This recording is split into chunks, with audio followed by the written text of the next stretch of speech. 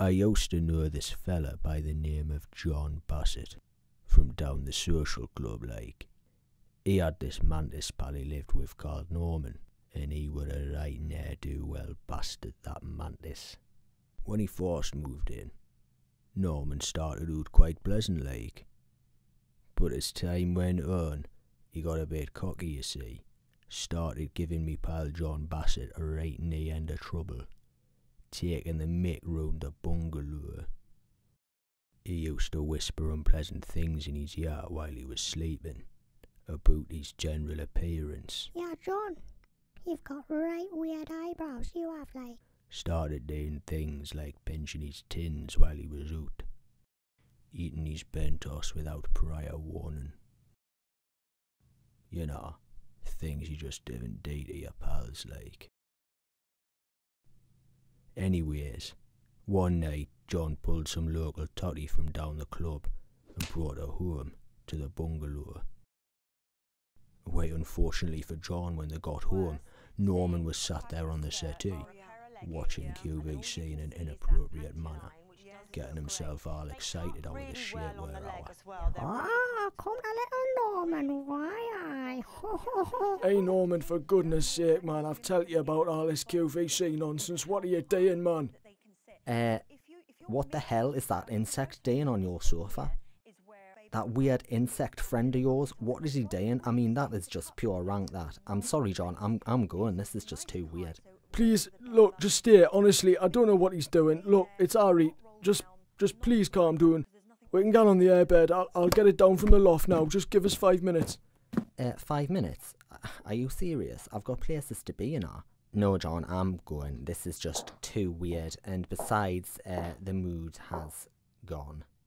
Please, no. Oh, Sorry, mate. Yeah, looks like you're sleeping on the single again, like. oh Norman, for goodness sake, man. But John Bassett being a good sort of fella, and Norman being his pal, after what was a difficult evening Scrabble, he let it slide. But Norman now felt like he was invulnerable.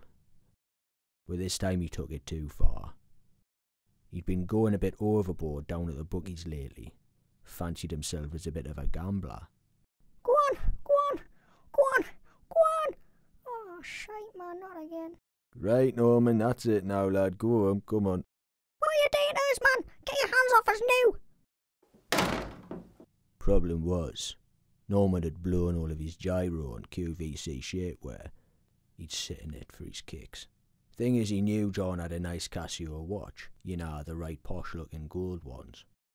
Reckoned he could get a few bob for it doing the pawnbrokers. So he put some sleeping tablets in John's sofa kettle while he was asleep after watching Look North. He always kept a sofa kettle, did John, you see, in case he woke up and needed some super noodles on an ad hoc basis like. Anyhow, Norman's leaning out of the room of the kettle, and he's dropping the sleeping pills in like so he can get old John knocked out and nab the watch, but he's made one fatal flaw. He failed to remember that John has terrible sleep-disturbed hemorrhoids, which makes him roll about in his sleep like an angered cayman. Just so happens that at that moment, one of his arse canos starts gunning off like Krakatoa, and in his irritated state, turns our none the wiser, and he knocks Norman into the open kettle. Norman was kicking and thrashing about in that kettle for hours, shouting his head off, so John could let him out. Yeah, man, let us out, you great big bloody idiot. But to no avail. You see, John had just polished off an Aldi chicken korma and he was in dreamland, so ironically he probably didn't need to try and put the sleeping pills in there to begin with. Eventually, old John Bassett wakes up, and unfortunately for Norman, he was absolutely choking for some soba noodles.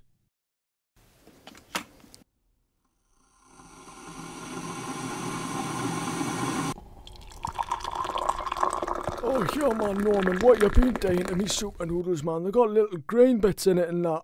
Oh, you doiling.